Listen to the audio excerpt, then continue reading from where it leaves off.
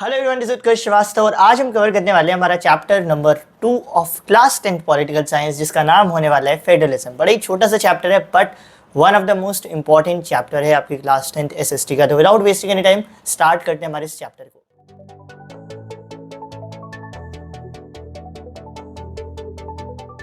देखो, power sharing chapter से हम समझ कर आए हैं कि पावर शेयरिंग जरूरी क्यों होती है और पावर शेयरिंग ना हो तो क्या होगा। इस चैप्टर में हम उसी को कंटिन्यू रखेंगे और समझेंगे कि पावर को कितने कितने तरीके से शेयर किया जाता है, वो कौन सा सबसे कॉमन तरीका है जिसकी मदद से भारत में पावर को शेयर किया गया है। तो भारत में जो सबसे कॉमन तरीका है या किसी भी देश में जो सबसे कॉमन वे है जिसमें पावर को शेयर किया जाता है, that is power is shared among different levels of government. अलग अलग लेवल्स ऑफ गवर्नमेंट के बीच में पावर को बांट देना, जैसा बेल्जियम में हुआ था, जैसा भारत में है। भारत में एक सेंट्रल लेवल है, फिर स्टेट लेवल है और फिर एक लोकल लेवल है, और इन तीनों के बीच में पावर बटी हुई है। तो व्हाट इज फेडरलिज्म? फेडरलिज्म बहुत ही सिंपल सी चीज है। जब आप पावर को इस तरीके से शेयर करते हो कि पावर को शेयर किया जाए एक सेंट्रल अथॉरिटी यानी एक मेन अथॉरिटी के बीच में और उसकी छोटी छोटी यूनिट्स के बीच में, तो जब आप इस तरीके से पावर को शेयर करते हो तो यही सिस्टम को फेडरलिज्म कहते हैं। जैसे हमारे देश में है एक सेंट्रल अथॉरिटी यानी पूरे देश के लिए एक जो सरकार है, यूनियन गवर्नमेंट, सेंट्रल गवर्नमेंट, और फिर उसकी छोटी छोटी यूनिट्स हो गई हमारी स्टेट गवर्नमेंट। ठीक है, तो फेडरलिज्म की खास बात क्या होती है कि यहाँ पर कम से कम दो गवर्नमेंट तो होती हैं, दो लेवल ऑफ गवर्नमेंट होती हैं, और जो एक लेवल होती है वो पूरे देश के लिए होते हैं यानी सेंट्रल गवर्नमेंट, और जो दूसरी होती है स्टेट गवर्नमेंट या लोकल गवर्नमेंट वो अपने पर्टिकुलर एरियाज के लिए होती है। जैसे उत्तर प्रदेश की अपनी स्टेट गवर्नमेंट है, गोवा की अपनी स्टेट गवर्नमेंट है, और पूरे देश के लिए एक सेंट्रल गवर्नमेंट है। ठीक है, अब एक खास बात ये होती है कि यहाँ पर जितनी भी लेवल्स ऑफ गवर्नमेंट होती है ना, ये एक दूसरे से इंडिपेंडेंट होते हैं। इंडिपेंडेंट का मतलब कोई भी लेवल ऑफ गवर्नमेंट एक दूसरे को कुछ करने के लिए फोर्स नहीं कर सकता। सेंट्रल लेवल स्टेट को कुछ करने के लिए फोर्स नहीं कर सकती, स्टेट सेंट्रल को नहीं कर सकता, यानी ये दोनों एक दूसरे से इंडिपेंडेंट होती हैं। टॉपिक को आगे बढ़ाते हैं और समझते हैं फेडरलिज्म के बारे में थोड़ा सा और डिटेल में।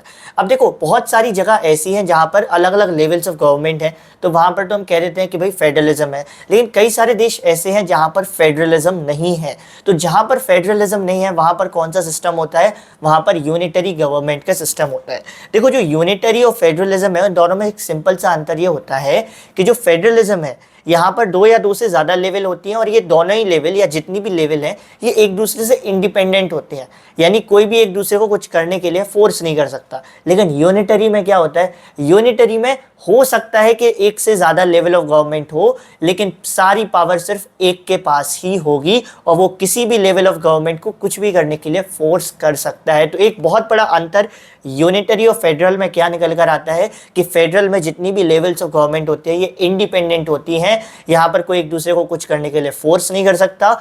लेकिन यूनिटरी में इंडिपेंडेंट नहीं होती है, यहाँ पर सारी पावर किसी एक लेवल ऑफ गवर्नमेंट को दे दी जाती है और वही पूरे देश को चलाती है जैसा भी वो चलाना चाहे। कई सारे देश में आपको ये सिस्टम देखने को मिल जाएगा। अभी मूव ऑन करते हैं आगे और समझते हैं फेडरलिज्म की खास बातों को। तो जो हमारा फेडरलिज्म है, जिसको संघवाद भी कहते हैं हिंदी में, इसके 7 फीचर्स बताए गए हैं। ऑनेस्टली बोलूँ तो फीचर तो 6 ही है। जो 7th वाला फीचर है वो एक कंक्लूजन है, तो इनको हम एक एक बार डिटेल में समझ लेते हैं। तो पहला फीचर तो हमारे सामने क्लियर हो चुका है कि जहाँ पर भी फेडरलिज्म होगा वहाँ पर 2 या 2 से ज़्यादा लेवल ऑफ गवर्नमेंट होंगे, जैसे हमारे भारत में है। सिंपल है, यहाँ भारत में सेंट्रल लेवल है, स्टेट लेवल है और लोकल लेवल भी है। दूसरी चीज़ क्या होती है? दूसरे में बच्चे अटक जाते हैं। That different levels of government govern the same citizen but each has its own jurisdiction in specific matters related to taxation dash dash dash। okay, jurisdiction का मतलब क्या होता है? jurisdiction का मतलब होता है कानूनी अधिकार, या फिर सिंपली कहूँ सिर्फ अधिकार या पावर होना। ठीक है, तो ये जो सेकंड फीचर है वो ये कहता है कि हर लेवल के पास अपनी पावर होती है, अपने अधिकार होते हैं कि वो पर्टिकुलर टॉपिक्स पर खुद से कानून बना सके, खुद से बिल को पास कर सके और खुद से चीज़ों को कर सके। जैसे हमारे उत्तर प्रदेश की बात करें तो उत्तर प्रदेश की गवर्नमेंट के पास ये राइट है कि वो उत्तर प्रदेश की पुलिस को चला सके। अब उत्तर प्रदेश की पुलिस कैसे चलेगी ये सेंट्रल गवर्नमेंट नहीं बताएगी, ये उत्तर प्रदेश सरकार ही बताएगी। जैसे हमारी सेंट्रल गवर्नमेंट के पास राइट है कि आर्मी को चला सके, और आर्मी को कैसे चलाया जाएगा ये सिर्फ सेंट्रल लेवल ही बताएगी, उत्तर प्रदेश की सरकार नहीं बताएगी। यानी कि क्या है, डिफरेंट लेवल्स ऑफ गवर्नमेंट के पास अपने अपने क्या होते हैं, ज्यूरिसडिक्शन होते हैं, अपने अपनी पावर होती है, अपने अपने अधिकार होते हैं कुछ पर्टिकुलर टॉपिक्स पर। तीसरा जो फीचर है वो इसी से जुड़ा हुआ है, वो ये कहता है कि मान लो कल को कोई बंदा उठ के खड़ा हो जाए और उत्तर प्रदेश में आकर बोले कि बताओ भाई सरकार तुम्हारे पास कौन कौन से अधिकार हैं, तो सरकार कैसे बताएगी? उसके पास कहीं ये सारे अधिकार लिखित में होने चाहिए, रिटन में होने चाहिए। तो इसके लिए हमारे कॉन्स्टिट्यूशन में क्या किया गया है, इन सभी अधिकारों को कि किस लेवल ऑफ गवर्नमेंट के पास कितने अधिकार दिए जाएंगे, इसको कॉन्स्टिट्यूशन में लिख दिया गया है। और जब आप किसी चीज़ को कॉन्स्टिट्यूशन में लिख देते हो तो वो चीज़ कहलाती है कॉन्स्टिट्यूशनली गारंटीड। तो तीसरा फीचर जो कहता है कि जो अलग अलग लेवल को जो पावर्स दी गई हैं, ज्यूरिसडिक्शन दिया गया है, वो कॉन्स्टिट्यूशनली गारंटीड है, यानी कि उसका जिक्र कॉन्स्टिट्यूशन में किया गया है कि ये वाली लेवल ऑफ गवर्नमेंट इन चीज़ों पे कानून बनाएगी, इन चीज़ों पे पावर है, स्टेट लेवल के पास ये पावर है, लोकल लेवल के पास ये पावर है। ठीक है, तो तीसरा फीचर भी क्लियर होता है। चौथा ये कहता है जो फंडामेंटल प्रोविजंस होते हैं कॉन्स्टिट्यूशन के, उनको कोई भी एक लेवल ऑफ गवर्नमेंट चेंज नहीं कर सकती। ठीक है, ये तो बुक की भाषा हो गई। बेसिक सा मतलब बताऊं, हमारे कॉन्स्टिट्यूशन में कुछ बेसिक चीज़ें हैं, जैसे फंडामेंटल राइट्स हो गया, प्रीएम्बल हो गया, ये बहुत ही हमारे कॉन्स्टिट्यूशन की जान है, ये सारे बेसिक्स हैं। तो ये कहा गया है कि इन सभी चीज़ों को अगर कोई चेंज करना चाहता है तो कोई भी एक लेवल ऑफ गवर्नमेंट चेंज नहीं कर सकती। अगर सेंट्रल सोचे कि वो कॉन्स्टिट्यूशन की बेसिक चीज़ों को चेंज कर देगी तो नहीं भाई, नहीं कर सकती। क्यों नहीं कर सकती? क्योंकि फेडरलिज्म का ये फीचर है कि अगर आपको कॉन्स्टिट्यूशन की फंडामेंटल चीज़ों को बदलना है, बेसिक चीज़ों को बदलना है, तो जितनी भी लेवल ऑफ गवर्नमेंट है उन सबको उसके लिए सहमत करना पड़ेगा, which is a very good thing. Otherwise क्या होगा, कोई एक लेवल ऑफ गवर्नमेंट अपने हिसाब से चला लेगी। तो ये फीचर बड़ा अच्छा है। पांचवी चीज़ ये कहती है कि जो जितनी भी लेवल ऑफ गवर्नमेंट है, सपोज करो इनके बीच में कभी कोई झगड़ा हो गया या ये लोग अच्छे से काम नहीं कर रही हैं, तो इसकी देखभाल कौन करेगा? तो इसके लिए फेडरलिज्म के एक बहुत इंपॉर्टेंट फीचर है कि कोर्ट को, यानी जो ज्यूडिशरी है, उसको पावर दी गई है कि वो जो डिफरेंट लेवल्स हैं उनके बीच में इंटरप्रेट कर सकता है, उनके बीच में उनके कामों में इंटरफेयर कर सकता है, उनसे सवाल पूछ सकता है। और साथ ही साथ अगर कल को कोई कॉन्फ्लिक्ट होता है अलग अलग लेवल के बीच में, सेंट्रल स्टेट के बीच में, तो सुप्रीम कोर्ट आकर उसको सॉल्व कराने की जिम्मेदारी भी ले सकता है, उसको सही करने की जिम्मेदारी भी ले सकता है। इसलिए आज आप देखते हो ना, जब भी किसी सेंटर और स्टेट के बीच में कॉन्फ्लिक्ट होता है, जैसे बीजेपी आम आदमी पार्टी के बीच में हो गया, तो वो लोग क्या करेंगे, वो लोग कोर्ट में चले जाते हैं। क्यों? क्योंकि कोर्ट को ये पावर दी गई है कि वो इनके मामलों को सॉल्व करेगी। सिक्स्थ चीज़ क्या की गई है? सिक्स्थ चीज़ बहुत ही इंपॉर्टेंट है, बहुत सिंपल सी बात है, सोर्स ऑफ रेवेन्यू को फिक्स कर दिया है। अब मैं इसको समझाता हूँ। आप देखते हो सोर्स ऑफ रेवेन्यू का मतलब पैसा, सिंपली पैसा, टैक्स। तो किस लेवल को कहाँ से कितना पैसा, कितना कहाँ से मिलेगा, उन सभी चीज़ों को पहले से ही फिक्स कर दिया जाता है, जिससे कल को कोई गवर्नमेंट ये ना बोले, कोई level of government, state government, Uttar Pradesh की सरकार या किसी और जगह की सरकार ये ना बोले कि हमारे पास पैसा नहीं है। इसको कैसे किया जाता है? आप देखते हो हर साल बजट बनाया जाता है, उस बजट में फिक्स किया जाता है कि इस सरकार को इतना पैसा देंगे, इस राज्य को इतना देंगे, इस राज्य को इतना देंगे। और साथ ही साथ हर स्टेट अपना खुद का भी एक बजट बनाता है जिसमें वो फिक्स करता है हमारे पास इतना पैसा यहाँ से आएगा, इतना पैसा हम यहाँ डालेंगे। तो ये क्या कर रहे हैं वो लोग कि कितना पैसा कहाँ से आएगा, यानी जो सोर्स ऑफ रेवेन्यू है उसको फिक्स कर रहे हैं, ताकि क्या हो, चीज़ें स्मूथली चलती रहें। जो सिक्स फीचर हमारा क्या है, सोर्स ऑफ रेवेन्यू, यानी कितना कहाँ से आने वाला है पैसा, टैक्स एंड ऑल, उन सभी चीज़ों को फिक्स कर दिया जाता है सो दैट चीज़ें अच्छे से चलती रहे। जो सेवन्थ फीचर है, मैंने बताया था सेवन्थ फीचर हमारा क्या है, एक्चुअली वो सिंपल सा फीचर नहीं है, वो एक कंक्लूजन है जो ये कहता है कि फेडरलिज्म के दो ऑब्जेक्टिव होते हैं। यानी किसी भी देश में अगर हम फेडरलिज्म को लाते हैं तो दो ऑब्जेक्टिव है, उसके पीछे हमारे दो टारगेट होते हैं। पहला टारगेट होता है कि फेडरलिज्म से देखा गया है, जब हम पावर को बांट देते हैं डिफरेंट लेवल्स ऑफ गवर्नमेंट में, तो देश में यूनिटी बनी रहती है, एकता बनी रहती है। तो पहला कंक्लूजन ये निकलता है to safeguard and promote the unity of the country. और दूसरा जो कंक्लूजन है वो ये कहता है कि फेडरलिज्म के जो दो ऑब्जेक्टिव है उसमें पहला तो ये है कि देश में एकता बनी रहे। और एकता कब बनी रहेगी? एकता तभी बनी रहेगी जब देश में जो जितने अलग अलग ग्रुप हैं उन सबको हम साथ में लेकर चलेंगे। तो फेडरलिज्म के दो ऑब्जेक्टिव क्या होते हैं? पहला, देश में एकता बनाए रखना, और दूसरा, accommodate the regional diversity. Accommodate का मतलब सबको साथ में लेकर सामंजस्य बिठाकर चलना। ये जितनी भी विविधताएं हैं ना, अलग अलग कम्युनिटीज, अलग अलग ग्रुप हैं, इन सबको साथ में लेकर चलना। तो सबको साथ में लेकर चलोगे तो देश में तो एकता बनी रहेगी। तो सेवन्थ फीचर भी आई होप सो क्लियर होता है। अगर नहीं क्लियर हुआ है तो आप मुझे टेलीग्राम पर मैसेज कर सकते हो। टेलीग्राम पर आप हमारे ग्रुप को सर्च कर लेना, उत्कर्ष स्टडी सीरीज क्लास 10 से, वहाँ पर मैसेज कर देना, मैं आपके डाउट्स को क्लियर भी करूंगा। अभी मूव ऑन करते हैं नेक्स्ट टॉपिक पे, that is type of federation. अब आप देखोगे अलग अलग देश अलग अलग तरीके से बने हैं, क्योंकि हर देश की अपनी एक अलग हिस्ट्री है। किसी देश में अलग तरीके से युद्ध हुए, भारत में अलग तरीके से युद्ध हुए, तो उसी बेसिस पे यहाँ पर जो पावर शेयरिंग भी होती है वो अलग अलग होती है। कैसे होती है वो हम बताएंगे। अब ये जो पावर शेयरिंग है इसमें मेनली दो तरीके से की जाती है। ये जो फेडरलिज्म की पावर शेयरिंग है इसको दो तरीके से किया जाता है। इसके लिए हम एक यूएसए का एग्जांपल लेंगे, एक भारत का एग्जांपल लेंगे। कुछ देश ऐसे हैं जहाँ पर क्या है, वो पहले देश नहीं थे, वहाँ पर छोटी छोटी स्टेट्स हुआ करती थी, लेकिन उन छोटी छोटी स्टेट्स ने मिलकर क्या किया, आपस में साथ में आ गए और एक देश बना लिया। जैसे USA, America, United states of America, इसीलिए इसको क्या कहते हैं, United states of America. America की अलग अलग स्टेट्स यूनाइटेड हो गई तो अमेरिका बन गया। तो कुछ देश ऐसे हैं जो कैसे बने, जब छोटी छोटी जो स्टेट थे वो साथ में आए और उन्होंने मिलकर एक पूरा देश बनाया। और इस तरीके से जब कोई देश बनता है तो उसको हम बोलते हैं coming together federation. Coming together का मतलब साथ में आना। छोटी छोटी स्टेट्स मिलकर साथ में आई और उन्होंने एक बड़ा देश बना लिया। जैसे यूएसए हमारा हो गया, स्विट्जरलैंड भी है, ऑस्ट्रेलिया भी है, इन सब के एग्जाम्पल है। तो ऐसे देशों में पावर शेयरिंग बड़ी अलग होती है। लेकिन कुछ देश ऐसे हैं जैसे कि इंडिया, वहाँ पर होती है होल्डिंग टुगेदर। होल्डिंग टुगेदर का मतलब बांधे रखना। ऐसे देशों में क्या होता है, एक मेन पावर होती है, एक सेंट्रल अथॉरिटी होती है और वो क्या करती है, छोटी छोटी स्टेट्स को खुद से बांधे रखती है। जैसे हमारे भारत में है एक सेंट्रल गवर्नमेंट है। सेंट्रल गवर्नमेंट क्या करती है, हर स्टेट्स को अपने से बांधे रखती है और फिर काम करवाती है। यानी सिंपली होल्डिंग टुगेदर में क्या होता है, एक बहुत बड़ी कंट्री डिसाइड करती है कि वो पावर को बांटेगी एक मेन अथॉरिटी के बीच में और अपनी छोटी छोटी यूनिट्स के बीच में। जैसे भारत में पावर को बांट दिया गया एक सेंट्रल गवर्नमेंट और फिर हर स्टेट की अपनी स्टेट गवर्नमेंट, और भारत में उस स्टेट के बाद लोकल गवर्नमेंट भी आती है। इसको बोलते हैं होल्डिंग टुगेदर फेडरेशन। इंडिया में भी है, बेल्जियम में भी है, स्पेन में भी है। समझो, कमिंग टुगेदर का मतलब साथ में आना, छोटी छोटी स्टेट्स का साथ में आना। होल्डिंग टुगेदर का मतलब बांध कर रखना। अगर तुमको लग रहा है मैं स्लो स्लो बोल रहा हूँ वीडियो में, तो थोड़ा सा स्पीड बढ़ा लेना वीडियो में, तुम्हारे टाइम बचेगा। ठीक है, अब आते हैं बहुत इंपॉर्टेंट टॉपिक पर, that what makes India federal country. अब अगर मैं आपसे पूछूं कि इंडिया में ऐसी कौन सी खास बात है जो इंडिया को फेडरल कंट्री बनाती है, तो आपका सिंपल सा आंसर आएगा कि क्योंकि इंडिया में दो या दो से ज़्यादा लेवल ऑफ गवर्नमेंट है, जो एक तरीके से सही भी है, बट ये आंसर गलत है। क्यों गलत है?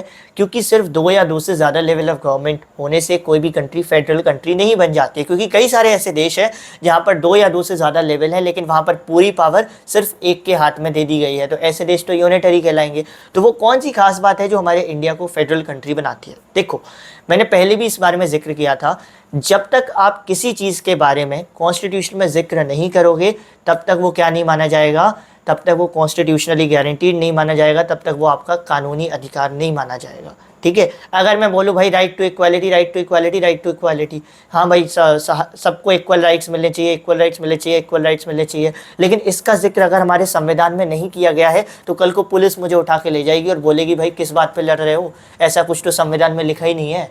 तो इसका मतलब है कि अगर इंडिया को फेडरल कंट्री बनना है तो इंडिया में पावर के बारे में, फेडरलिज्म के बारे में जिक्र कॉन्स्टिट्यूशन में करना पड़ेगा। तो इंडिया फेडरल कंट्री इसलिए है क्योंकि इंडिया में जो कॉन्स्टिट्यूशन बना है उसमें जिक्र किया गया है फेडरलिज्म को लेकर। इंडिया में बेसिकली क्या किया गया है, हर लेवल ऑफ गवर्नमेंट की पावर को फिक्स कर दिया है कि सेंट्रल के पास इतनी पावर, स्टेट के पास इतनी पावर और लोकल के पास इतनी पावर। इससे क्या हो गया, सबको अपनी पावर का कानूनी अधिकार मिल गया और जब किसी चीज़ का जिक्र कॉन्स्टिट्यूशन में आ जाता है तो वो कॉन्स्टिट्यूशनली गारंटीड भी कहलाती है। तो कल को कोई भी लेवल ऑफ गवर्नमेंट उठ के अपने लिए लड़ तो सकती है। तो इंडिया को फेडरल कंट्री क्या बनाता है, इंडिया को फेडरल कंट्री बनाती है कि इंडिया में जो डिफरेंट लेवल्स ऑफ गवर्नमेंट की जो पावर्स हैं उन सबका जिक्र कॉन्स्टिट्यूशन में किया गया है। यानी the power of each level of government must be constitutionally guaranteed, जो हमारे इंडिया में है। हमारे इंडिया में बेसिकली क्या किया गया है, तीन लिस्ट बनाई गई हैं, यूनियन लिस्ट, स्टेट लिस्ट और कॉन्करेंट लिस्ट। यूनियन लिस्ट में हमें बताती है कि वो कौन कौन से टॉपिक्स हैं जिन पर सेंट्रल गवर्नमेंट यानी पूरे देश वाली जो सरकार है, केंद्र सरकार, वो कानून बना सकती है। स्टेट लिस्ट हमें बताती है वो कौन कौन से टॉपिक्स हैं जिन पर स्टेट गवर्नमेंट लॉ बना सकती है, पावर दिखा सकती है। और कॉन्करेंट लिस्ट में वो टॉपिक आ जाते हैं जो कॉमन इंटरेस्ट के होते हैं, जिन पर सेंटर भी लॉ बना सकती है और स्टेट भी बना सकती है। ठीक है, तो यूनियन लिस्ट में टॉपिक आ जाते हैं जैसे डिफेंस आ गया, यानी कि army, banking, currency, foreign affairs. Union list में जनरली वो सारे टॉपिक्स हम लेते हैं जिनके लिए हम चाहते हैं कि पूरे देश में सेम पॉलिसी हो। अब ऐसा तो नहीं चाहते ना आप कि हर राज्य अपना अपना बैंक में लोन फिक्स करे, अपना अपना बैंकिंग रेट फिक्स करे, रेपो रेट फिक्स करे, नहीं, आप चाहते हो पूरे देश में सेम तरीके से चले वो। तो यूनियन लिस्ट में वो सभी टॉपिक्स आते हैं जिनके लिए आप चाहते हो कि इनके लिए पूरे देश में सेम कानून लागू हो। स्टेट लिस्ट में वो आते हैं जो स्टेट ओवरलुक कर जिनको स्टेट देखभाल करता है, जैसे कि हमारा पुलिस आ गया, हर स्टेट गवर्नमेंट के पास अपना पुलिस को चलाने का अधिकार है। एग्रीकल्चर आ गया, इरिगेशन आ गया, और कॉन्करेंट में मैंने बोल दिया था जैसे एजुकेशन हो गया, तो एजुकेशन ऐसा है सेंट्रल भी लॉ बना सकती है, स्टेट भी बना सकती है। और अगर दोनों ने लॉ बनाई तो, और अगर दोनों की लॉ एक दूसरे के जस्ट अपोजिट है, तो ऐसे में किसकी लॉ को सही माना जाएगा? सेंटर गवर्नमेंट की लॉ को सही माना जाएगा। वैसे में आप बोलोगे यार ये तो गलत बात है, हो सकता है सेंट्रल और स्टेट लॉ बनाए जिसमें स्टेट की ज़्यादा अच्छी हो, सेंटर की खराब हो, लेकिन फिर भी सेंटर की मान ली गई। तो ऐसे केस में हमारे देश में क्या किया जाता है? ऐसे केस में हमारे देश में कॉन्स्टिट्यूशन में सुप्रीम कोर्ट या जुडिशरी को एस्टैब्लिश किया गया है कि अगर किसी भी लेवल ऑफ गवर्नमेंट को किसी से दिक्कत है तो भाई आप कोर्ट चले जाओ, मामले को सुलझा लो। That's it's as simple that's, ठीक है। मूव ऑन करते हैं नेक्स्ट चीज़ पे। अब आप बोलोगे जब कॉन्स्टिट्यूशन बने थे तब तो कुछ चीज़ें ऐसी थी जो उस टाइम पे आई ही नहीं थी भारत में, जैसे कंप्यूटर हो गया, आईटी हो गया, तो वो तो उस टाइम पे नहीं आया था। तो यूनियन गवर्नमेंट कहती है कि जितने भी नए नए टॉपिक जो आ रहे हैं, आज दिन ब दिन बढ़ते चले जा रहे हैं, उन सब पर कानून बनाने की जिम्मेदारी किसकी होने वाली है? उन सब पर कानून बनाने की जिम्मेदारी यूनियन लिस्ट में यानी सेंट्रल गवर्नमेंट को ही दे दी जाएगी। अब एक देश में किस तरीके से पावर शेयर होती है ये बहुत हद तक डिपेंड करता है कि वो देश किस तरीके से बना है, कैसी कैसी स्टेट से बना है, और उस स्टेट की हिस्टोरिकल बैकग्राउंड कैसा रहा है। जैसे हमारे देश में कुछ स्टेट्स ऐसी हैं जहाँ का कल्चर बिल्कुल अलग है, उत्तर प्रदेश के मुकाबले कल्चर वहाँ का बिल्कुल अलग है। आप उत्तर प्रदेश बिहार जाओगे तो आपको दिखेगा यहाँ पे कल्चर सिमिलर है, लेकिन कुछ स्टेट्स ऐसी हैं जहाँ का कल्चर पूरे भारत के ऑलमोस्ट सभी स्टेट से बिल्कुल अलग है। लाइक नागालैंड हो गया, जहाँ की लैंग्वेज बिल्कुल अलग है, तो वहाँ पर पावर शेयरिंग भी फिर क्या होती है? अलग होती है। यानी जो पावर शेयरिंग है वो बहुत हद तक डिपेंड करती है कि स्टेट का हिस्टोरिकल बैकग्राउंड, कल्चरल बैकग्राउंड कैसा है। जैसे हमारे देश में कुछ स्टेट्स हैं, असम, नागालैंड, मिजोरम, इनको कुछ स्पेशल राइट्स दे दिए गए हैं जो उत्तर प्रदेश को नहीं है। जैसे स्पेशल राइट्स क्या हैं कि कोई भी बाहरी व्यक्ति जाकर वहाँ पर ज़मीन नहीं खरीद सकता, वहाँ पर परमानेंटली बस नहीं सकता, वहाँ के लोगों को एम्प्लॉयमेंट में यानी रोजगार में प्रेफरेंस मिलती है, कोटा मिलता है, ठीक है। ये सारे क्या है? इनको स्पेशल राइट्स मिले हैं। क्यों? क्योंकि इनका कल्चर स्पेशल है, इनका कल्चर बहुत अलग है हमारे पूरे भारत देश से। जैसे आप तमिलनाडु साइड जाओगे तो वहाँ पर क्या है? वहाँ पर तमिल ही उनकी स्टेट लैंग्वेज है। क्यों? क्योंकि उनका बैकग्राउंड अलग है, उनका लैंग्वेज बैकग्राउंड अलग है, कल्चरल बैकग्राउंड अलग है। तो हमारे देश में पावर भी अलग अलग तरीके से शेयर होती है। ज़रूरी नहीं है हर स्टेट्स को इक्वल पावर मिले, कुछ स्टेट्स को ज़्यादा पावर भी मिलती है क्योंकि उनका कल्चर अलग है, स्पेशल पावर्स भी मिलती हैं, और कुछ स्टेट्स को नॉर्मल पावर मिलती हैं। क्यों? क्योंकि उनका कल्चर बड़ा नॉर्मल सा है, उनकी हिस्ट्री बड़ी नॉर्मल सी है। हमारे देश में कुछ जगह ऐसी भी हैं जिनको माना जाता है कि वो इतनी बड़ी नहीं हुई है कि हम उनको स्टेट पुकार सकें, राज्य पुकार सकें, तो हम उनको क्या बुलाते हैं? यूनियन टेरिटरीज़ बुलाते हैं। हमारे देश की कैपिटल दिल्ली वो एक यूनियन टेरिटरी है, और ये यूनियन टेरिटरी कौन चलाता है? यूनियन टेरिटरी चलाने की जिम्मेदारी, मेन चीज़ों की जिम्मेदारी सेंट्रल गवर्नमेंट की होती है। तो अगर मैं आपको बोलूँ दिल्ली की पुलिस कौन संभालता है, तो दिल्ली की पुलिस आम आदमी पार्टी नहीं संभालती है जो कि इलेक्शन में जीत कर आई है। दिल्ली की पुलिस को संभालने वाली है सेंट्रल गवर्नमेंट, होम मिनिस्ट्री संभालती है। अमित शाह जी जो हमारे होम मिनिस्टर हैं वो संभालते हैं, ठीक है। ये टॉपिक आई थिंक सो कई लोगों को क्लियर नहीं होगा, उनको लगता है दिल्ली में जो भी हो रहा है यही कर रहा है। इस चीज़ को समझो कि जितनी भी यूनियन टेरिटरीज़ हैं उनको चलाने की जिम्मेदारी किसकी है? उनको चलाने की जिम्मेदारी जो भी सेंट्रल गवर्नमेंट में है, चाहे बीजेपी, चाहे कांग्रेस, आम आदमी पार्टी, जो भी सेंट्रल गवर्नमेंट में बैठती है उसकी जिम्मेदारी होगी, ठीक है। जुडिशरी का एक बहुत इंपॉर्टेंट रोल है। जुडिशरी का तो मतलब सबसे ज़्यादा इंपॉर्टेंट रोल है हमारी इस पूरी फेडरलिज्म में, क्योंकि वही क्या करती है? कंप्लीटली एक एम्पायर का रोल प्ले करती है और देखभाल करती है कि ये सारी लेवल ऑफ गवर्नमेंट सही से काम कर रही हैं या नहीं कर रही हैं। साथ ही साथ उनके बीच अगर कोई कॉन्फ्लिक्ट होता है तो उसको भी क्या करती है? सॉल्व कराती है, डिस्प्यूट को भी सॉल्व कराती है। अब आगे मूव ऑन करते हैं इस चैप्टर के one of the most important topic पर, that is how is federalism practised. Federalism को प्रैक्टिस किया कैसे जाता था? तो देखो, जब देश आज़ाद हुआ था तो उस समय पर पूरा देश बहुत हद तक बटा हुआ था, देश को साथ में लाया गया। उसके बाद फिर ये डिसाइड किया गया कि हमको फेडरलिज्म प्रैक्टिस करना है। अब आप सबको लगेगा कि किसी भी चीज़ को अगर अच्छे से प्रैक्टिस करना है तो बस उसको कॉन्स्टिट्यूशन में लिख दो, बढ़िया काम चल जाएगा। बात सही है, लेकिन उसको प्रैक्टिस करने के लिए इम्प्लीमेंट भी अच्छे से करना पड़ेगा। जैसे आज के टाइम पर राइट टू इक्वालिटी का अधिकार कॉन्स्टिट्यूशन में तो है, लेकिन क्या सबके साथ इक्वालिटी का व्यवहार होता है? नहीं होता है। इसका मतलब ये है कि अगर आप चाहते हो रियलिटी में चीज़ें अच्छी हो तो आपको उसके लिए और भी एफर्ट डालने पड़ेंगे। सिर्फ कॉन्स्टिट्यूशन में लिख देने भर से कुछ नहीं होगा, और भी एफर्ट डालने पड़ेंगे। तो इंडिया में भी वही किया गया। फेडरलिज्म के बारे में कॉन्स्टिट्यूशन में तो लिख दिया गया, साथ ही साथ अलग से कुछ ऐसे तरीके अपनाए गए जिससे फेडरलिज्म को पीसफुल तरीके से प्रैक्टिस किया जा सके। क्या होता है, जब भी कोई नया बदलाव आता है तो कुछ लोग उसको सपोर्ट करते हैं, कुछ लोग उसके अगेंस्ट में भी जाते हैं, और जो अगेंस्ट में जाते हैं वो दंगे करते हैं, कॉन्फ्लिक्ट करते हैं। तो ऐसी स्थिति से बचने के लिए जो लीडर्स थे उस टाइम पर, उन्होंने क्या किया, 3 तरीके अपनाए सो दैट वो क्या कर सके, फेडरलिज्म को पीसफुली शांतिपूर्ण माहौल के साथ साथ प्रैक्टिस कर सके। पहला उन्होंने क्या किया, formation of linguistic states. Linguistic states का फॉर्मेशन किया। इसका मतलब ये है कि स्टेट्स को क्रिएट करना। देखो, जब देश आज़ाद हुआ तो कई सारे पुराने राज्यों को हटाया गया था, नए राज्यों को क्रिएट किया गया था, और इस तरीके से क्रिएट किया गया था कि जो लोग सेम लैंग्वेज बोलते हों या जो लोग सेम कल्चर शेयर करते हो वो लोग सेम स्टेट में ही रहेंगे। जैसे कि सिंपल है, हमारा आंध्र प्रदेश को बनाया गया, बोला गया जो लोग तेलुगु बोलते हैं वो लोग आंध्र प्रदेश में ही रहेंगे।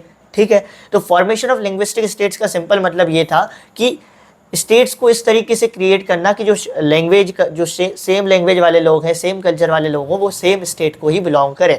अब इससे फ़ायदा क्या होता था, इससे 2 फायदे होते थे। एक तो फेडरलिज्म आसानी से प्रैक्टिस हो जाता था, दूसरा स्टेट को चलाने में आसानी होती थी। आप ही सोचो, एक ऐसा राज्य है जहाँ पर 20% आंध्र प्रदेश के हैं, 20% तमिल बोलते हैं, 20% मलयालम बोलते हैं, 20% हिंदी बोलते हैं, तो ऐसे राज्य को चलाने में दिक्कत होगी। लेकिन अगर एक ऐसा राज्य है जहाँ पर सभी लोग हिंदी बोलते हैं, जहाँ पर सभी लोग तमिल बोलते हैं, तो वहाँ पर चलाने में उनको आसानी होगी। ठीक है, तो इसीलिए ये चीज़ को किया गया था। फॉर्मेशन ऑफ लिंग्विस्टिक स्टेट्स को इसीलिए बनाया गया था। शुरुआत में लोगों को लगा था ऐसा करने से देश डिसइंटीग्रेट हो जाएगा, देश के राज्य एक दूसरे से अलग अलग फील करने लगेंगे, बट रियलिटी ये थी, इस स्टेप के बाद से देश में और भी ज़्यादा यूनिटी आ गई, एकता आ गई थी। तो आई होप सो ये क्लियर होता है। पेपर में कैसे लिखना है आपको स्क्रीन पे दिख रहा है, इसी तरीके से लिखना है। Okay, language policy. Language policy क्या है भाई इंडिया की?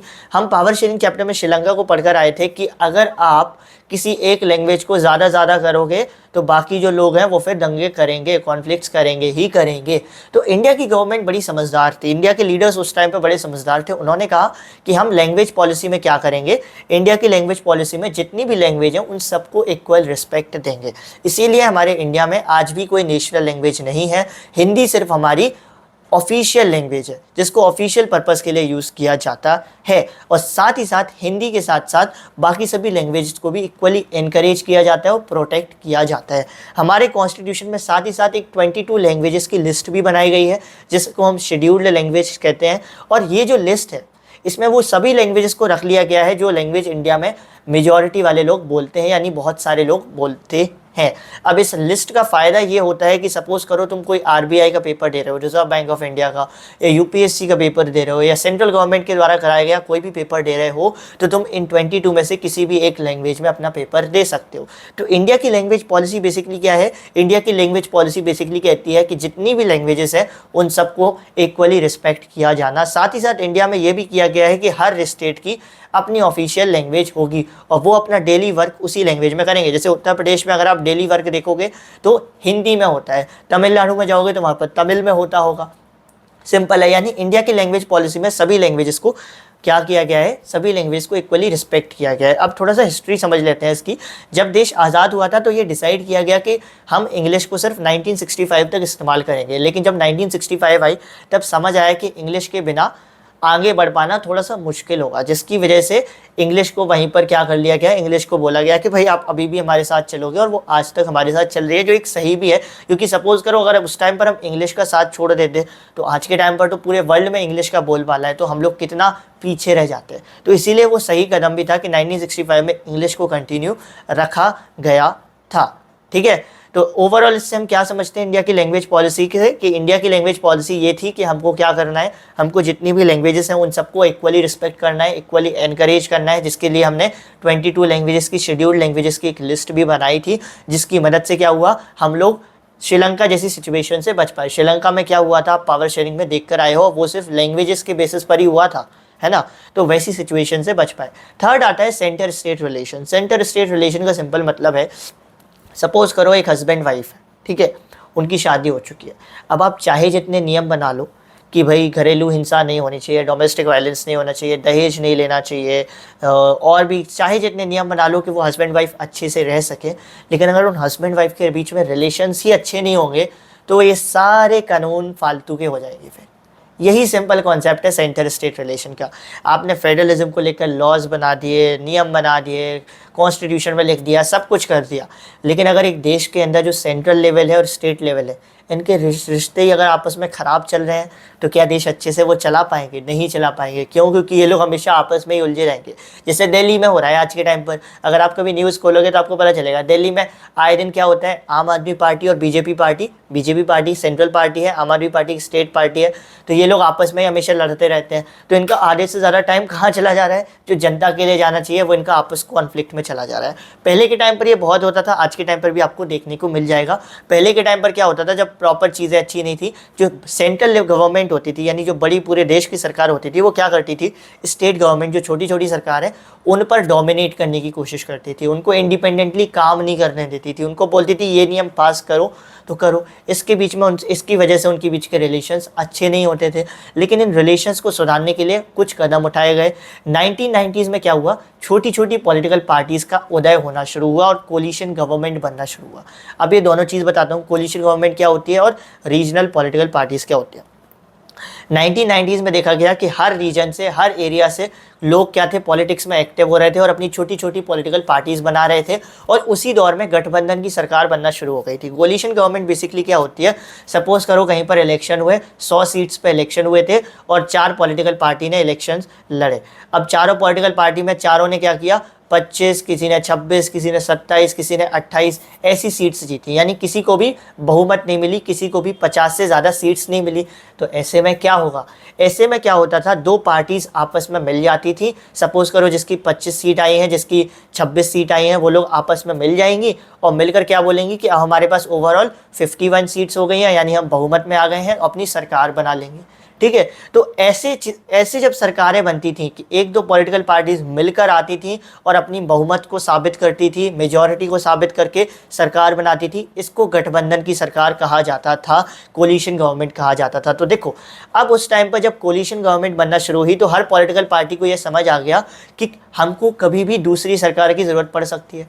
सपोज़ करो मैं आज इलेक्शन लड़ रहा हूँ, ये लड़ रहे हैं, वो लड़ रहे हैं, वो लड़ रहे हैं। अब मुझे पता है कि मुझे इन सबसे रिश्ते अच्छे करने पड़ेंगे। क्यों? क्योंकि हो सकता है कल को मुझे इन्हीं के साथ कोलिशन गवर्नमेंट बनाना पड़े, गठबंधन की सरकार बनाना पड़े, जिसकी वजह से इनके बीच में रिलेशंस क्या हो गए, अपने आप अच्छे रिलेशंस भी हो गए। और उसी टाइम पर सुप्रीम कोर्ट ने एक जजमेंट भी पास किया जिसमें उसने बोला कि ये जो सेंट्रल गवर्नमेंट है ये किसी भी फालतू काम के लिए स्टेट गवर्नमेंट को मिसयूज़ नहीं कर सकती, स्टेट गवर्नमेंट पर डोमिनेट नहीं कर सकती। तो ये जो छोटे छोटे कदम थे, इनसे सेंट्रल लेवल स्टेट लेवल के बीच में रिश्ते अच्छे हुए। आज के टाइम पर भी थोड़े बहुत ठीक है, मतलब पहले तो बहुत ही ख़राब हुआ करते थे, लेकिन आज तो फिर भी ओके है। ठीक है, अभी मूव ऑन करते हैं नेक्स्ट टॉपिक पे, that is decentralisation in India. India के बारे में आप सब जानते हो। इंडिया में तो देखो, इंडिया इतना बड़ा है कि इंडिया में कुछ ऐसे राज्य हैं लाइक उत्तर प्रदेश जो कई सारे देशों से बड़े हैं, उनकी पॉपुलेशन देशों से भी ज़्यादा है। तो लोगों का मानना था कि ऐसे राज्यों के लिए सिर्फ स्टेट लेवल ऑफ गवर्नमेंट से काम नहीं चलेगा, हमको एक थर्ड लेवल ऑफ गवर्नमेंट भी बनानी पड़ेगी, जिसको हमारे इंडिया में लोकल लेवल ऑफ गवर्नमेंट भी कहा गया। क्यों ऐसा कहा गया? क्योंकि बहुत सिंपल सा है, अगर आपके नगर में, आपके कस्बे में, आपके गाँव में कोई दिक्कत होती है तो वो दिक्कत सबसे अच्छे से कौन सॉल्व कर पाएगा? लोकल पीपल ही सॉल्व कर पाएंगे, क्योंकि उनको उस जगह का प्रॉपर आइडिया होगा। चीफ मिनिस्टर नहीं कर पाएंगे उसको अच्छे से सॉल्व, लेकिन जो लोकल लेवल के लोग होंगे वो लोग कर लेंगे, लोकल पीपल कर लेंगे। क्यों? क्योंकि उनको बहुत अच्छे से आइडिया होगा। तो इसीलिए क्या किया गया, थर्ड लेवल ऑफ गवर्नमेंट बनाई गई जिसको लोकल लेवल बोला गया। और इसको बनाने के पीछे बेसिक सा ऑब्जेक्टिव ये था कि जो लोकल लेवल की प्रॉब्लम्स हैं इसको सबसे अच्छे से सॉल्व लोकल पीपल ही कर सकते हैं। इसीलिए हम क्या करेंगे, लोकल पीपल को थोड़ी थोड़ी पावर शेयर कर देंगे। शुरुआत में क्या हुआ, जब ये लोकल गवर्नमेंट बनाई गई थी तो इनके पास बहुत ज़्यादा पावर नहीं थी, इनके सही से इलेक्शन नहीं कराए जाते थे और इनके इलेक्शन की जिम्मेदारी स्टेट गवर्नमेंट को दी गई थी, तो इनके सही से इलेक्शन भी नहीं होते थे, जिसकी वजह से सब बस एवं ही चल रहा था। सिर्फ कागज़ों में था कि लोकल गवर्नमेंट बन गई है, लेकिन कुछ खास हो नहीं रहा था। लेकिन चीज़ें बदलना शुरू हुई 1992 में। 1992 में कुछ ऐसे कदम उठाए गए सो दैट ये जो लोकल लेवल ऑफ गवर्नमेंट है वो और भी ज़्यादा स्ट्रांग हो जाए, और भी ज़्यादा क्या हो जाए, इफेक्टिव हो जाए। कैसे हो जाएगी बताता हूँ मैं आपको इस वीडियो में। 1992 में 5 बेसिकली अगर हम बोले मेन कदम उठाए गए थे। पहला तो बोला गया कि अब ऐसा नहीं चलेगा कि आप इनके इलेक्शन करा रहे हो नहीं करा रहे हो। पहले कदम में बोला गया कि अब ये कॉन्स्टिट्यूशनली कंपलसरी है कि आपको इनके इलेक्शन कराने ही कराने हैं, यानी कि लोकल लेवल के regular free and fair elections compulsory कर दिए गए कि आपको हर 5 साल में कराने तो पड़ेंगे ही, अदरवाइज आप पर कानूनी कार्रवाई होगी। ठीक है, दूसरा क्या किया गया, रिजर्वेशंस दे दिए गए, आरक्षण दे दिया गया। ये जो लोकल लेवल में जो सीट्स होती हैं उनमें SCs, STs, OBCs को क्या दे दिया गया, रिजर्वेशंस दे दिया गया, सो दैट इनको भी रिस्पेक्टेड फील हो। तीसरी चीज़ क्या की गई, जो मतलब तीसरी चीज़ तो बहुत ही अच्छी है क्योंकि ये चीज़ तो आज तक सेंट्रल लेवल में भी नहीं आई है। 1/3 सीट्स वुमेन के लिए रिजर्व कर दी गई, यानी कि 1/3 सीट्स किसके लिए, वुमेन के लिए रिजर्व कर दी गई। माना कि वो स्टेप्स अच्छा था लेकिन उतना ज़्यादा इफेक्टिव नहीं हुआ, क्योंकि जैसा आपने पंचायत सीरीज़ में भी देखा है कि भले ही वुमेन के नाम पर लोग इलेक्शन लड़ लेते हैं, लेकिन पूरा काम कौन कर रहे होते हैं, वुमेन के पति कर रहे होते हैं, प्रधानपति। आपने पंचायत सीरीज़ अगर देखी है तो आपको आइडिया रहा होगा। ठीक है, तो लेकिन ये कदम अच्छा था। तो थर्ड कदम क्या उठाया गया, 1/3 सीट्स वुमेन के लिए रिजर्व कर दी गई। चौथा जो है वो ये बोला गया कि अब से स्टेट लेवल यानी राज्य सरकार नहीं कराएगी इलेक्शन कराने के लिए हम अलग से एक बॉडी बनाएंगे जिसको बोला गया स्टेट इलेक्शन कमीशन, जिसको जिम्मेदारी दी गई कि आपको लोकल लेवल के इलेक्शन से रिलेटेड हर चीज़ को मैनेज करना है, सब चीज़ों को। अच्छी बात है भाई, जब आप अलग से कोई एक इंस्टीट्यूशन बना दोगे जिसको सिर्फ यही जिम्मेदारी दोगे तो वो अच्छे से कर लेगा ये काम। और पांचवी चीज़ क्या की गई, पांचवी चीज़ में बोला गया भाई लोकल लेवल तभी अच्छे से काम करेगी जब सेंटर या और स्टेट अपनी कुछ पावर कुछ पैसे को इनके साथ शेयर करेगी। तभी आज के टाइम आप देखते हो अगर कोई प्रधान बन जाता है तो इनको क्या आ रहा है, सेंटर स्टेट से बड़ा पैसा आता है। ये 5 साल में तो अपनी कोठी बंगले खड़ी कर लेते हैं, स्कॉर्पियो ले लेते हैं, है ना, क्यों, क्योंकि इनको पैसा आ रहा है। तो ये 5 चीज़ें की गई थी डिसेंट्रलाइजेशन या बेसिकली कहूँ जो लोकल लेवल को गवर्नमेंट है उसको अच्छा करने के लिए, और वो अच्छी हो भी गई। तो ये तो एक बेसिक सा हमारे इंडिया में पावर शेयरिंग होती है, और यही इसी तरीके से पावर शेयरिंग आपको गाँव में भी देखने को मिलेगी, आपके डिस्ट्रिक्ट ज़िले में भी देखने को मिलेगी। अगर ज़िले की बात करें, ज़िले में कैसे पावर शेयरिंग होती है, तो ज़िले में सबसे छोटी यूनिट मानी जाती है गाँव। ठीक है, विलेज। अब हर गाँव की अपनी एक ग्राम पंचायत होती है। कुछ गांव इतने बहुत छोटे होते हैं तो वो लोग मिलकर एक ग्राम पंचायत बनाते हैं, लेकिन जनरली आज के टाइम पर देखा गया है कि हर गांव में क्या होता है, हर गांव की एक ग्राम पंचायत होती है। और ग्राम पंचायत में क्या होता है, जो भी सदस्य चुने जाते हैं इलेक्शन के थ्रू चुने जाते हैं, जिनके लिए वोट कौन करता है, विलेज के लोग वोट करते हैं। उस ग्राम पंचायत के हेड को हम सरपंच कहते हैं। ठीक है, आप सबने सुना होगा, आप सब कभी ना कभी तो गांव गए होके, वहाँ पर एक सरपंच ज़रूर होता है। तो वो सरपंच कैसे चुना जाता है, इलेक्शन के थ्रू। तो सबसे छोटे लेवल से कहाँ से शुरू हुई, हर गांव की अपनी एक ग्राम पंचायत है। अब जिस तरीके से हमारे इसमें ओवरऑल देखा गया है, कोर्ट के पास पावर है कि वो सब चीज़ों को चेक करती रहे कि ये अलग अलग कैसे काम कर रही हैं, अलग अलग लेवल ऑफ गवर्नमेंट। तो ग्राम पंचायत को चेक करने के लिए भी क्या किया जाता है, एक ऐसी इंस्टीट्यूशन को बना दिया गया है जो ग्राम पंचायत के काम को चेक करेगा कि ये अच्छे से काम कर रहे हैं या नहीं कर रहे हैं। उसका नाम होता है ग्राम सभा। जैसे स्कूल में आपकी PTM होती है जहाँ पर आपका रिपोर्ट कार्ड दिखाया जाता है, ऐसे ही ग्राम पंचायत की PTM को हम ग्राम सभा कहते हैं, जिसमें ग्राम पंचायत की PTM होती है, एक तरीके से रिपोर्ट मांगी जाती है कि आप क्या काम कर रहे हो। उसमें डिस्कस किया जाता है लोगों के साथ कि क्या पॉलिसीज़ आनी चाहिए, क्या बजट बनाना चाहिए, क्या कहाँ और काम किया जाना चाहिए। और ग्राम सभा में कौन कौन मेंबर होता है, सभी लोग, जितने भी वोटर्स हैं उस विलेज के या जितने भी वोटर्स हैं विलेज के, वो सभी लोग ग्राम सभा के मेंबर होते हैं। वो सब लोग इकट्ठा मिलते हैं और फिर डिस्कस करते हैं। डिस्कस मतलब अब वैसे ये होता नहीं है, सिर्फ पेपर्स में है, ऑन पेपर है। मैं गांव में रहा हूँ और मैंने बहुत कम ही ग्राम सभा होते देखी है, लेकिन अच्छा कदम है। कई जगहों पे ये चीज़ फॉलो होती है और मोस्टली जगह पे नहीं होती है। खैर हमको उससे अभी मतलब नहीं है, हमको खाली थ्योरेटिकल चीज़ समझनी है कि कैसे हो रहा है। तो देखो, ग्राम पंचायत होती है, ग्राम पंचायत के हेड को हम सरपंच कहते हैं। ग्राम पंचायत की देखभाल कौन करता है, ग्राम सभा करती है। अब ये जो छोटी छोटी ग्राम पंचायत हैं, जब आप इनको मिला देते हो तो इनसे ब्लॉक बनता है, ब्लॉक, मंडल या पंचायत समिति बनती है। कई सारी ग्राम पंचायत को जब आप मिला दोगे तो क्या बनेगा, ब्लॉक बनेगा। जनरली ब्लॉक बहुत ज़्यादा यूज़ होता है क्योंकि इसके नाम पर पोस्ट भी निकलती है, ब्लॉक डेवलपमेंट ऑफिसर। ठीक है, तो ब्लॉक बनते हैं कब, जब छोटी छोटी ग्राम पंचायत को आपस में मिला दिया जाता है। और ब्लॉक में जो सदस्य होते हैं, ब्लॉक में जो भी एक बंदा हेड बनता है या जो भी इसमें जो मेंबर्स होते हैं, ये लोग भी इलेक्शंस के थ्रू ही सिलेक्ट किए जाते हैं। कैसे सिलेक्ट किए जाते हैं, आपने वोट किया और आपने ग्राम पंचायत के सदस्यों को चुना। सिंपल है। ग्राम पंचायत में जो लोग इलेक्शन में जीते थे वो लोग मिलकर अब क्या करेंगे, ब्लॉक के इलेक्शन में पार्टिसिपेट करेंगे और ब्लॉक में किसी एक बंदे को वोट करेंगे और वो अपने इलेक्शन जीतेगा। मतलब वैसा ही है कि आपने अपना सांसद चुना, सांसद ने फिर प्रधानमंत्री चुना। बिल्कुल वैसे ही आपने ग्राम पंचायत में अपना सदस्य चुना, अपना रिप्रेजेंटेटिव चुना, उस रिप्रेजेंटेटिव ने जाकर क्या चुना, ब्लॉक लेवल पे एक हेड पर्सन चुना। सिंपल है। तो ब्लॉक, कई सारे ब्लॉक जब आपस में मिलते हैं तो वो बनता है जिला परिषद, और इससे इससे ऊपर कुछ नहीं होता है एक डिस्ट्रिक्ट में। ज़िला परिषद में क्या होता है, ज़िला परिषद मान लिया जाता है कि ये डिस्ट्रिक्ट के लिए सबसे बड़ी बॉडी हो जाती है। इसमें कई सारे MLAs भी मेंबर होते हैं, कई सारे बड़े बड़े ऑफिशियल्स DM SDM भी इसके मेंबर होते हैं, ब्लॉक डेवलपमेंट ऑफिसर भी इसके मेंबर्स होते हैं।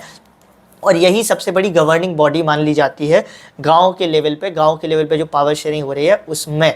सिंपल सी बात है। तो ग्राम पंचायत, कई सारी ग्राम पंचायत से मिलकर बना ब्लॉक, और कई सारे ब्लॉक से मिलकर बना ज़िला परिषद। आई होप सो आपको ये क्लियर हुआ होगा।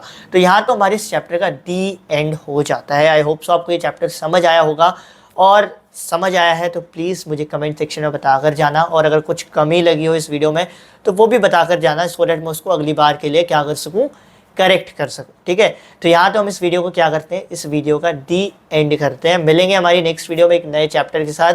रिक्वेस्ट है आप सभी से कि टेलीग्राम ग्रुप ज़रूर ज्वाइन करें। वहाँ पर अभी मैं एक इनिशिएटिव स्टार्ट करने वाला हूँ जहाँ पर मैं आपके 1-on-1 डाउट्स भी क्लियर करने का सोच रहा हूँ आपके एग्ज़ाम टाइम जब आएगा तब। तो टेलीग्राम ग्रुप को ज़रूर ज्वाइन करें, वहाँ पर आपको सारे अपडेट्स मिल जाएंगे। जो भी आप मांगोगे वहाँ पर, नोट्स PDF जो भी मांगोगे वहाँ पर आपको पता चल जाएगा। तो टेलीग्राम ग्रुप को ज्वाइन करें, मैंने नाम बता ही दिया है, लिंक आपको डिस्क्रिप्शन बॉक्स पे भी मिल जाएगी, कमेंट सेक्शन में भी मिल जाएगी। इसके नोट्स की लिंक भी आपको डिस्क्रिप्शन बॉक्स में मिलेगी। तो मिलते हैं हमारे नेक्स्ट वीडियो में, तब तक के लिए stay blessed, take care everyone, take care of yours and your family. Thank you.